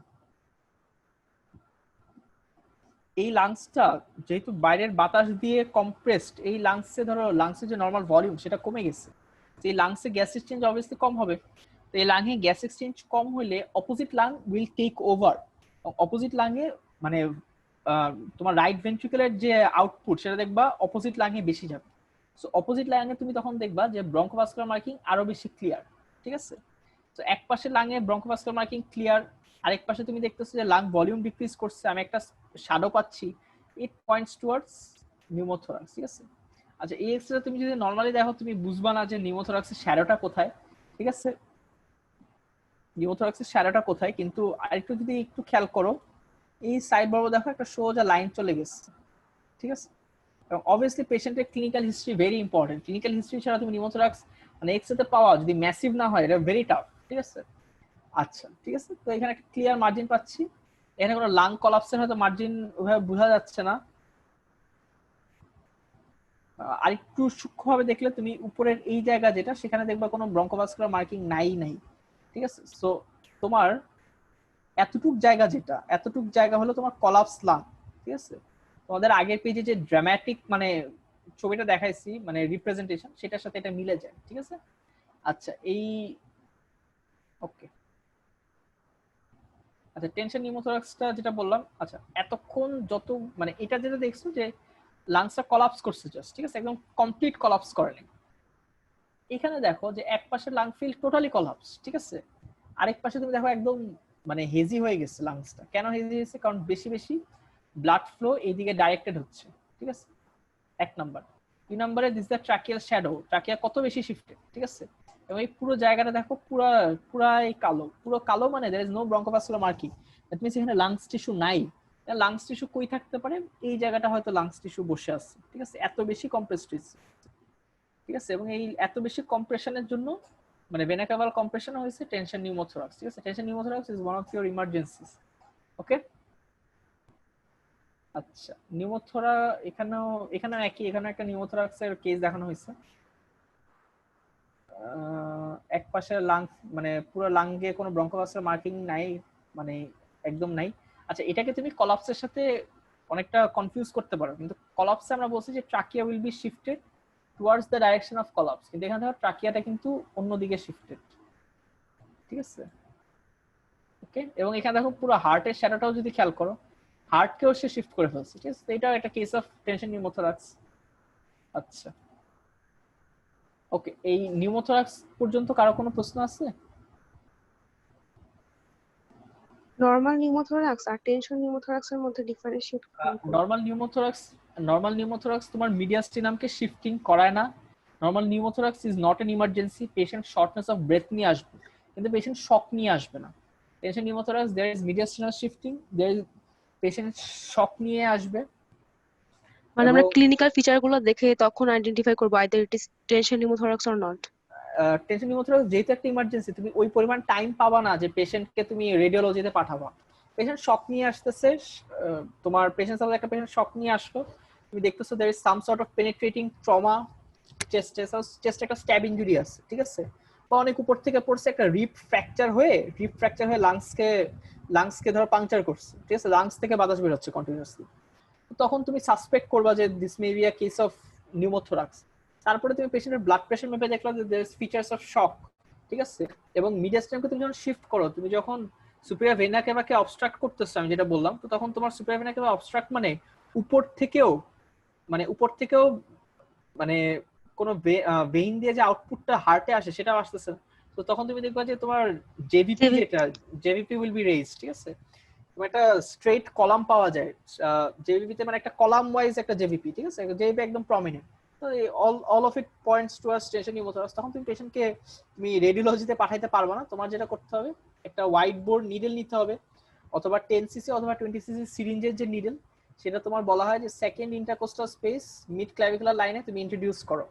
ইন্ট্রোডিউস করার সাথে সাথে যেটা হবে, যে এত বাতাস ছিল, এই যে পুরো জায়গাটা তো বাতাস, এখানে তো কোনো লাংস টিস্যু নাই বা কোনো ভেসেল কিছুই নাই। এখন তুমি এখানে বসায় দাও, পাংচার করো, জাস্ট পাংচারের সাথে সাথে দেখবা যে তোমার পাংচার দিয়ে বাতাস বের হওয়া শুরু হয়েছে, ঠিক আছে, এবং পেশেন্ট সাথে সাথে ড্রামাটিক ইমপ্রুভমেন্ট করে। ড্রামাটিক ইমপ্রুভমেন্ট করার পরে একটু স্টেবল হইলো, পেশেন্টকে তুমি অক্সিজেন দাও, অক্সিজেন দিয়ে তারপরে তুমি রেডিওলজিতে পাঠাইতে পারো, অথবা যদি তোমার ডায়াগনোসিস খুব ক্লিয়ার, তুমি একটা চেস্ট টিউব দিয়ে দাও, ঠিক আছে। Chest tube is the definitive management, but এটার আগেও ওই নিডল পাংচার করতে হয়, কারণ না তুমি পেশেন্টকে বাঁচাইতে পারবে না, ঠিক আছে। ক্লিয়ার হয়েছে? এখানে তো আমরা ওই লাংসের ওই এইজের যে লাইনটা সেটা তো আর পাবো না, যেটা আমরা নর্মাল নিউমোথোরাক্সে পাইছিলাম, এখানে তো নাই। এখানে এখানে পুরো লাংসটাই কলাপস করছে, তুমি মানে পুরোটাই ইয়ে হয়ে যাচ্ছে, পুরোটাই তুমি কালো দেখবা। আচ্ছা আরেকটা জিনিস আমি একটু বলি, সেটা হলো আমি নিজে ব্যক্তিগতভাবে কনফিউজ করতাম, সেটা হলো যে এই জায়গাটা কি, এই জায়গাটা আমি সাদা দেখতেছি, এই জায়গাটা কি? এই জায়গাটা কিছুই না, তোমার স্ক্যাপুলা, পিছে একটা বোনস বসে আছে, স্ক্যাপুলার শ্যাডোটা কিছুটা লাংস ফিল্ডেও চলে আসে, ঠিক আছে। এই ওকে, ক্লিয়ার হয়েছে? হ্যাঁ ঠিক আছে। ওকে ঠিক আছে, আমরা তাহলে নেক্সট যাই। নেক্সট আমাদের কার্ডিওমেগালি। এটা কমনলি হার্ট ফেলিয়ারের সাথে পাওয়া কার্ডিওমেগালিটা খুবই ইজি। সেটা হলো যে at any point তোমার তোমার চেস্টের যে ডায়ামিটার, চেস্টের যে ট্রান্সভার্স ডায়ামিটার, যে কোনো প্লেনে নাও, ঠিক আছে, যে কোনো প্লেনে তুমি চেস্টের যে ট্রান্সভার্স ডায়ামিটার নিবা, সাপোজ এটা একটা চেস্টের ট্রান্সভার্স ডায়ামিটার, বা বলা হয় ম্যাক্সিমাম ট্রান্সভার্স ডায়ামিটার যেটা, আর হার্টের ম্যাক্সিমাম ট্রান্সভার্স ডায়ামিটার সাপোজ এটা, ঠিক আছে। এই হার্টের maximum transverse diameter should be half the maximum chest diameter, ঠিক আছে। এখানে ধরো হাফ ধরে এতটুকুই, তো হাফকে এটা অনেক দূরে ক্রস করে গেছে, তখন তুমি বলবা কার্ডিওমেগালি। আমি আরেকবার একটু বলি, তুমি হার্ট মানে চেস্টের যে ওয়াইডেস্ট ট্রান্সভার্স ডায়ামিটার, মানে চেস্টের ট্রান্সভার্স ডায়ামিটার সর্বোচ্চ যেটা এবং হার্টের ট্রান্সভার্স ডায়ামিটার সর্বোচ্চ যেটা, সেই দুটোর মধ্যে তুমি কম্প্যারিজন করবা, কম্পেয়ার করে দেখবা যে হার্টের যে শ্যাডোটা, হার্টের যে ট্রান্সভার্স ডায়ামিটার, সেটা that should be half your chest diameter. সেটা যদি বেশি হয়ে যায়, হার্টের ডায়ামিটার যদি বেশি হয়ে যায় তার চেয়ে, তখন তুমি বলবে যে কেস অফ কার্ডিওমেগালি। ঠিক আছে, কার্ডিওমেগালি কখন হয়? কার্ডিওমেগালি তখনই পাবা যখন তুমি দেখতেছো যে লেফট ভেন্ট্রিকল এনলার্জ করে। রাইট ভেন্ট্রিকল এনলার্জমেন্টে কিন্তু তুমি রেডিওলজিক্যাল কার্ডিওমেগালি পাবা না, কারণ রাইট মানে suppose this is your heart shadow, ঠিক আছে, এটা যদি হার্ট শ্যাডো হয়, এটা সাপোজ আমার লেফট ভেন্ট্রিকল, লেফট ভেন্ট্রিকল যখন বড় হয়, লেফট ভেন্ট্রিকল সাইডে যাইতে শুরু করে, সো তুমি তখন ডায়ামিটারটা দেখবা যে আস্তে আস্তে বড় হচ্ছে। কিন্তু যখন রাইট ভেন্ট্রিকলটা বসে থাকে একদম সামনে, রাইট ভেন্ট্রিকল যখন বড় হয়, সে সামনে বড় হয়, সামনে বড় হলে এটা রেডিওলজিক্যালি অ্যাপিয়ার করে না। আর এই পেশেন্টের আরেকটা ফিচার্স আছে, তোমরা যদি একটু ভালো করে খেয়াল করো হয়তো দেখবা, সেটা হলো এই জায়গাটা দেখো, দেখবো অনেকগুলো সুতার মতো মনে হবে যে পেঁচানো পেঁচানো। ঠিক আছে, এটা কি ইন্ডিকেট করে কেউ বলতে পারবো আমাকে?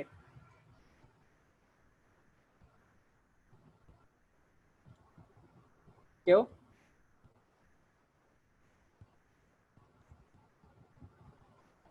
Tracheal ring. না, ট্র্যাকের রিং দেখা যায় না। আচ্ছা আমি তাহলে বলি, ঠিক আছে, এই জিনিসটা ইন্ডিকেট করে তুমি যখন বাইপাস সার্জারি করবা, কার্ডিয়াক বাইপাস, তো কার্ডিয়াক বাইপাসের যেটা করা হয় যে মিডিয়ান স্টার্নোটমি, মানে স্টার্নামকে মাঝ বরাবর কেটে ঢোকা হয়। ঠিক আছে, স্টার্নামকে মাঝ বরাবর কেটে তুমি পেরিকার্ডিয়াম কেটে তুমি হার্ট পর্যন্ত যাবা।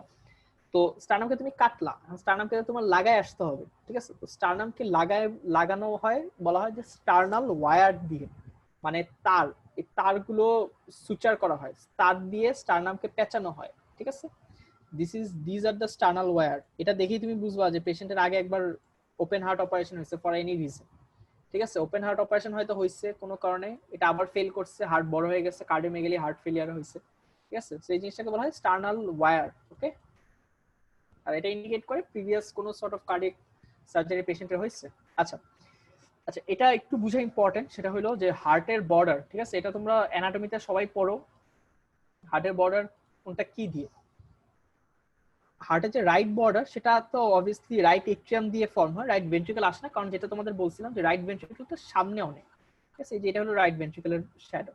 ঠিক আছে, আচ্ছা, তার উপরে আমরা দেখি সুপিরিয়র ভেনা কেভা শ্যাডো। ঠিক আছে, আচ্ছা, রাইটটা খুবই easy, right atrium and then your superior vena cava. ঠিক আছে, আচ্ছা, আর লেফটে তুমি কিছুটা লেফট ভেন্ট্রিকল পাচ্ছ,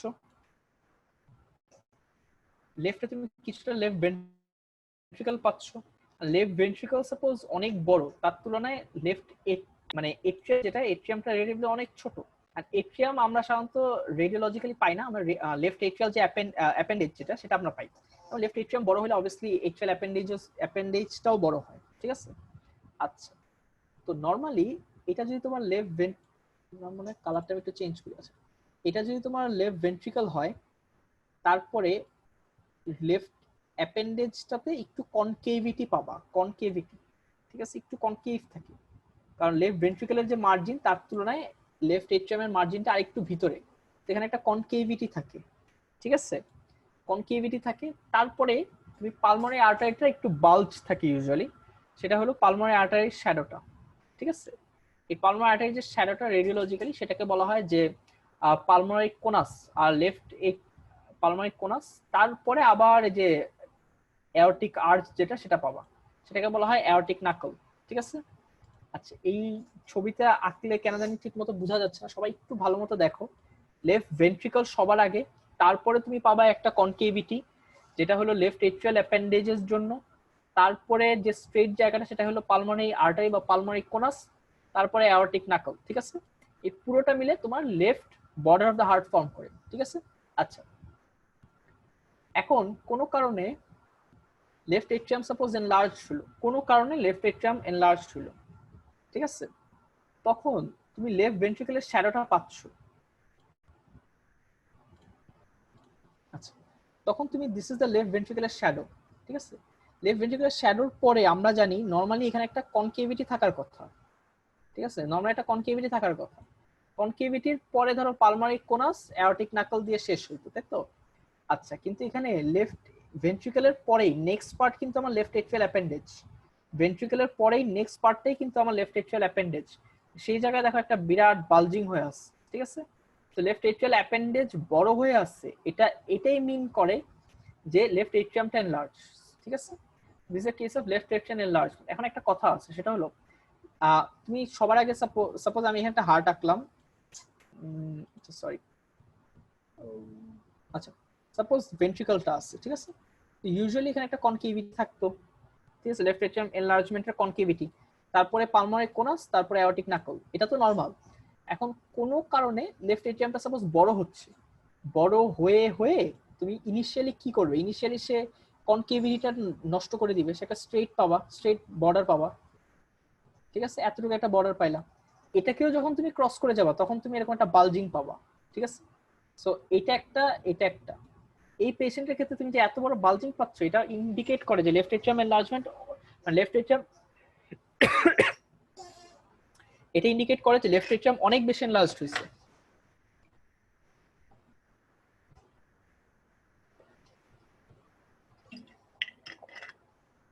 এটা ইন্ডিকেট করে লেফট এট্রিয়াম অনেক বেশি এনলার্জ হয়েছে। বাট তুমি যদি এখানে একটা স্ট্রেট বর্ডার পাইতা, যে straight left border of the heart, সেটা ইন্ডিকেটও করতো, সেটাও ইন্ডিকেট করে লেফট এট্রিয়াম এনলার্জমেন্ট, কিন্তু এত এনলার্জড হয় না, ঠিক আছে? তো এই যে straight left border of the heart, এটা আমরা ইউজুয়ালি দেখি যে মাইট্রাল স্টেনোসিসের ক্ষেত্রে যখন আরো বড় হবে তখন এরকম একটা বালজিং দিবে, ঠিক আছে? ওকে, আচ্ছা, এই যে নরমালি যেটা পাই যে there is loss of concavity, there is loss of concavity and straightening of the left border, ঠিক আছে? এটা হলো আমাদের normal finding, straightening of the left border। এরপরে atrial enlargement এত বড় হয় যে লেফট এট্রিয়াম অ্যাপেন্ডেজ বালজেস আউটওয়ার্ডস, যেটা আমরা আগের এক্সরেতে আমরা দেখলাম, ঠিক আছে? আচ্ছা, এবং লেফট এট্রিয়াম যখন বড় হয়, সে আস্তে আস্তে বড় হইতে তার পিছিয়ে থাকে ক্যারিনাকেও সে বড় করতে পারে, ঠিক আছে? ক্যারিনাল এনলার্জমেন্টও তুমি পাইতে পারো, ঠিক আছে? আচ্ছা, ক্যারিনাল এনলার্জমেন্ট খুব রেয়ার যদিও। ওকে, এখন হচ্ছে হার্ট ফেলিয়ারটা আমি তোমাদের বলে ফেলছি, পালমারি এডিমার সাথেই বলে ফেলছি যে কজ গুলো ইসকেমিক হার্ট ডিজিজ, নন ইসকেমিক যে ডিসিএম যেটা ডাইরেক্ট কার্ডিওমায়োপ্যাথি, হাইপারটেনশন, বাল্ব। আচ্ছা, তো হার্ট ফেলিয়ারের তুমি ফাইন্ডিংস কি পাবা সব তোমাদের অলরেডি এতক্ষণে মনে হয় বোঝানো হয়ে গেছে, যে upper lobe diversion, pulmonary oedema, cardiomegaly, septal lines, pleural ইফিউশনের সাথে থাকে, আর সব বলা হয়ে গেছে। আচ্ছা, আমি ওই জিনিসগুলো এখানে এসে ব্যাখ্যা করতে চাইছিলাম, কিন্তু যেহেতু আমি বলে ফেলছি, তো এখন আর এখানে আমি ওভাবে ব্যাখ্যাতে যাব না। ওকে, এখানে দেখো কার্ডিয়াক ডায়ামিটারটা ইজ মোর, এই জায়গাতে পেরিহাইলার হেজিনেস আছে, এই পুরো জায়গা জুড়ে তুমি সেপ্টাল লাইন্স পাবা। তুমি যদি এই জায়গাটা খেয়াল করো, এই জায়গাতে দেখো বড় বড় ভেসেল, ব্রঙ্কোভাস্কুলার মার্কিং খুবই ক্লিয়ার, দ্যাট মিন্স আপার লোবে ব্লাড ভেসেল যাচ্ছে, ঠিক আছে? অনেক বেশি যাচ্ছে, ঠিক আছে? আপার লোব ডাইভারশন, পেরিহাইলার হেজিনেস, হ্যাঁ, এই আর নিচে দেখো পালমারি ইডিমার ফিচার্স, কার্ডিওমেগালি সাথে Kerley B lines, all points towards heart failure. Okay, আচ্ছা, এখন হলো টিউবারকুলোসিস দিয়ে। ওকে, আচ্ছা, হার্ট ফেলিয়ার নিয়ে কারো কোনো প্রশ্ন আছে? বা এতটুকু পর্যন্ত নিউমোথোরাক্স তো প্রশ্ন করছো, left atrium enlargement, cardiomegaly, heart border, heart failure, এইসব নিয়ে কারো কোনো প্রশ্ন আছে?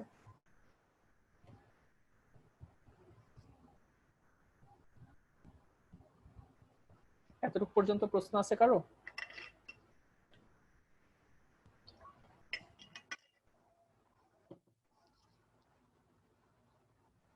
ওকে, তাহলে আমি মনে হয় সামনে আগে যাই। আচ্ছা, টিউবারকুলোসিস এটা সবচেয়ে কনফিউজিং।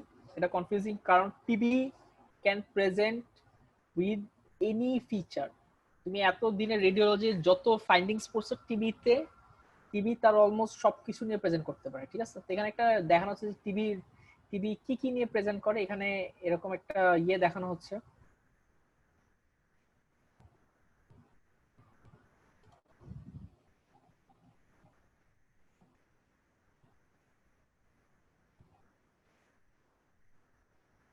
ঠিক আছে, এখানে দেখানো হচ্ছে টিবি কি কি নিয়ে প্রেজেন্ট করতে পারে। TB can present with consolidation, TB most commonly থাকে হাইলার লিম্ফ নোড এনলার্জড হয়ে যায়, ক্যাভিটি দিয়ে থাকতে পারে, ফাইব্রোসিস দিয়ে থাকতে পারে, ক্যালসিফিকেশন হইতে পারে, প্লুরাল ইফিউশন হইতে পারে, যেটা খুবই কমন। মিলিয়ারি টিবিটা নিয়ে আমি আলাদা করে বলবো, ঠিক আছে? টিবি এতগুলো ফাইন্ডিংস নিয়ে টিবি প্রেজেন্ট করতে পারে, ঠিক আছে? আচ্ছা, হাউ ডাজ টিবি প্রেজেন্স, এখন টিবির কথা আছে primary TB, secondary TB. Primary TB মানে তোমার যে ফার্স্ট বার মাইকোব্যাকটেরিয়াম টিউবারকুলোসিস ফার্স্ট বার তোমার বডি যখন ঢুকবে সেটাকে আমরা বলা হয় প্রাইমারি টিবি। এবং ইউজুয়ালি আমাদের ইমিউন সিস্টেম এত ভালো যে সে টিবিকে ইনফেকশন করতে দেয় না, টিবি জাস্ট ভিতরে ঢুকে এবং বডি ইমিউনিটি সেটাকে ওয়াল অফ করে ফেলে। ঠিক আছে, ওয়াল অফ কিভাবে করে, সেটা হলো গনস ফোসাই, ঠিক আছে, একটা গ্র্যানুলোমা ফর্ম করে ফেলে। আচ্ছা, এখন বাংলাদেশে বলা হয় যে বাংলাদেশের 60% মানুষের ভিতরে টিবির অর্গানিজম আছে, 60%। এবং আরো বলা হয় যে হেলথ কেয়ার প্রফেশনালের মধ্যে মানে মেডিকেল স্টুডেন্টস, ডক্টরস, এর মধ্যে 100%-এর টিবি আছে। দ্যাট মিনস আমার টিবি আছে, তোমাদেরও টিবি আছে, ঠিক আছে, ভিতরে, কিন্তু আমার কোনো সাইন সিমটম নাই কারণ আমার বডি এটাকে কভার করে ফেলছে। এখন টিবি প্রথমবার যখন তোমার বডিতে ঢুকবে, টিবি টিবি প্রথমবার যখন তোমার বডিতে ঢুকবে, তোমার বডি এটাকে মানে মানে কন্টেইন করে ফেলে, ঠিক আছে, যেটা হলো গ্র্যানুলোমা। এটা প্যাথোলজিতে সবাই পড়ো, গ্র্যানুলোমা। এখন এই টিবির যে গ্র্যানুলোমাটা সেটাকে আমরা বলতেছি গনস ফোকাস বা গনস ফোসাই, ঠিক আছে। এই গনস ফোসাইটার সাথে এই মাইক্রোঅর্গানিজম কোনোভাবে যদি আশেপাশে লিম্ফ নোডে যায়, সো এই গনস ফোসাই সাথে একটা লিম্ফ নোডও এনলার্জ, গনস ফোসাই প্লাস লিম্ফ অ্যাডেনাইটিস, ঠিক আছে, বা লিম্ফ নোড এনলার্জমেন্ট, ঠিক আছে, সেই জিনিসটাকে একসাথে বলা হয় গনস কমপ্লেক্স, ঠিক আছে। তো প্রাইমারি টিবিতে দেখা যায় ইউজুয়ালি গনস ফোসাই থাকে অথবা গনস কমপ্লেক্স থাকে, সাথে হাইল্যান্ড লিম্ফ নোড এনলার্জড হতে পারে, ঠিক আছে। আচ্ছা, তো প্রাইমারি টিবিতে তেমন কোনো ফাইন্ডিংস ইউজুয়ালি পাওয়া যায় না, ঠিক আছে, যেহেতু তোমার বডি ইমিউনিটি সেটাকে ধরে ফেলতে পারে। সেকেন্ডলি, তোমার ধরো কোনো কারণে ইমিউনো কম্প্রোমাইজ হইলা, তুমি কোনো কারণে তোমার ইমিউনিটিটা ফল করলো, তখন এই টিবিটাই ফ্লেয়ার আপ করে এবং তখন সে যা ইচ্ছা করতে পারে। তখন সে কনসলিডেশন করতে পারে, ঠিক আছে, প্লুরাল থিকেনিং করতে পারে, ক্যালসিফাইড হয়ে যেতে পারে, ফাইব্রোসিস করতে পারে, ঠিক আছে। আর হলো মিলারি টিবি করতে পারে। মিলারি টিবি মানে তোমার টিবিটা যখন ব্লাডে ছড়ায় যায়, ঠিক আছে, টিবি মাইক্রোঅর্গানিজম যখন ব্লাডে ছড়ায় যায় তখন এবং ব্লাড থেকে সে লাংসে যায়, সেকেন্ডারিলি লাংসে যায়, তখন দেখা যায় পুরো লাংস জুড়েই টিবি, ঠিক আছে। সেটাকে বলা হয় মিলিয়ারি মটলিং বা মিলিয়ারি টিবি, সেটা আমি তোমাদের একটু পরে দেখাচ্ছি। আচ্ছা, এখানে যে জিনিসটা দেখবা সেটা হলো খুবই কমন, হ্যাঁ। এই দেখো, এই পুরো এক্সরেটা খেয়াল করো, একটা ফিমেলের এক্সরে। এই ফিমেলের এক্সরেটার মধ্যে ফিমেলের এক্সরে আপার লোবে দেখো একটু হেজিনেস আছে, ঠিক আছে, দ্যাট মিনস এখানে এবং শ্যাডোইংটা অনেকটা মানে soft soft soft cotton cotton ball type একটা শ্যাডোইং, ঠিক আছে। আচ্ছা, ক্লাসিক্যাল ফাইব্রোসিস যে রেটিকুলোনোডুলার শ্যাডোইং, এটা এখানে না। আবার কনসোলিডেশনের যে পুরো হোমোজেনাস অ্যাসিডি সেটাও না।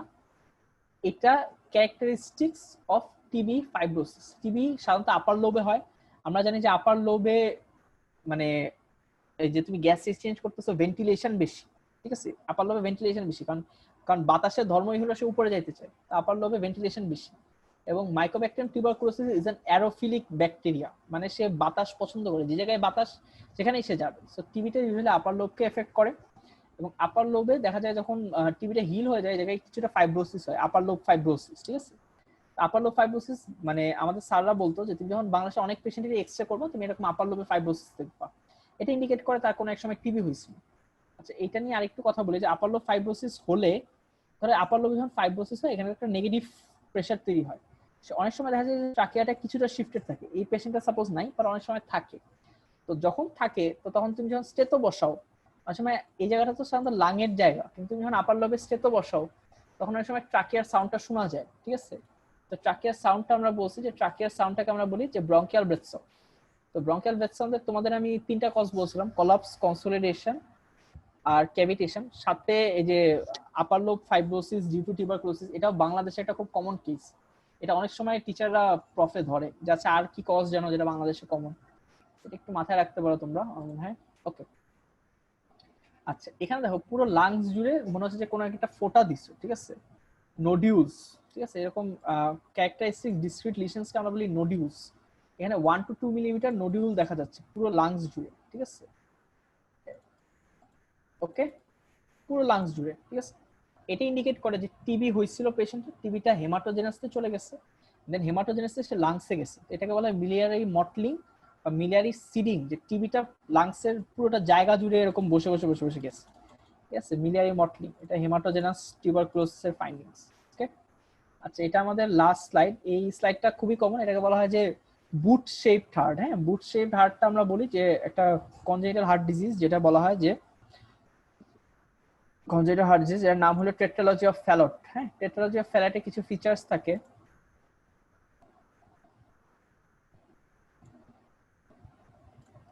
আচ্ছা, তো টেট্রালজি অফ ফ্যালটে কি হয়? টেট্রালজি অফ ফ্যালটে প্রথমে সাপোজ রাইট এট্রিয়াম, এটা রাইট এট্রিয়াম, এটা রাইট ভেন্ট্রিকল। রাইট ভেন্ট্রিকল থেকে যে বের হয় pulmonary right ventricle outflow track যেটা, ঠিক আছে, বা পালমোনারি আর্টারি, ঠিক আছে, সেই জায়গায় যে ভালভ, সেখানে স্টেনোসিস থাকে, পালমোনারি স্টেনোসিস থাকে।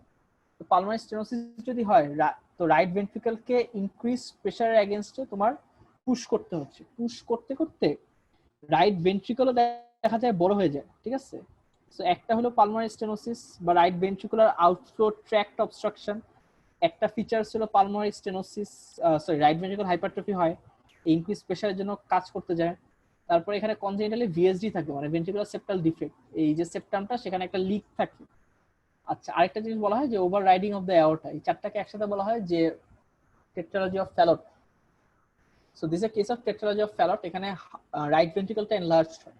রাইট ভেন্ট্রিকল যখন এনলার্জড হয়, সে লেফট ভেন্ট্রিকলটা তো ইউজুয়ালি একদম ডায়াফ্রামের উপর বসে থাকে, ঠিক আছে। লেফট ভেন্ট্রিকলটা একদম ডায়াফ্রামে, মানে তোমার left ventricle should be like this, ঠিক আছে। কিন্তু রাইট ভেন্ট্রিকল যখন বড় হয়, সে লেফট ভেন্ট্রিকলকে উপরে উঠায় দেয়, ঠিক আছে। এটাকে বলা হয় up turning of the left ventricle, ঠিক আছে, up turning of the left ventricle.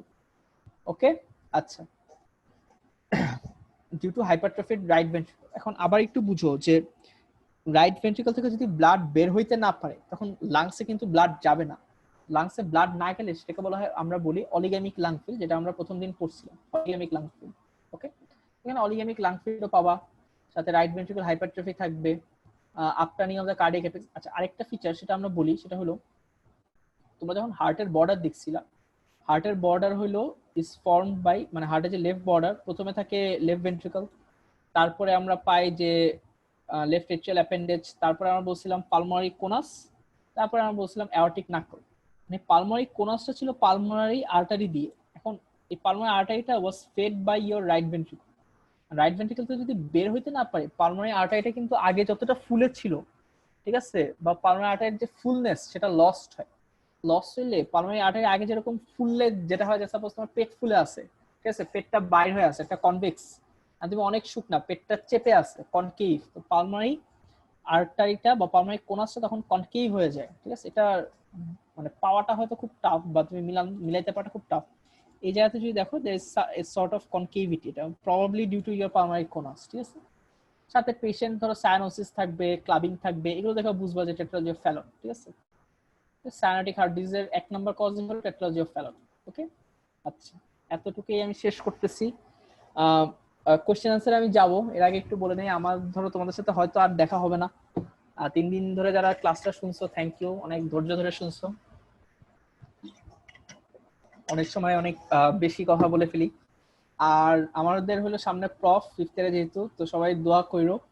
আর কারো কোনো প্রশ্ন থাকলে বা কোনো কিছু রিপিট করতে থাকলে এখন বলতে পারো, মানে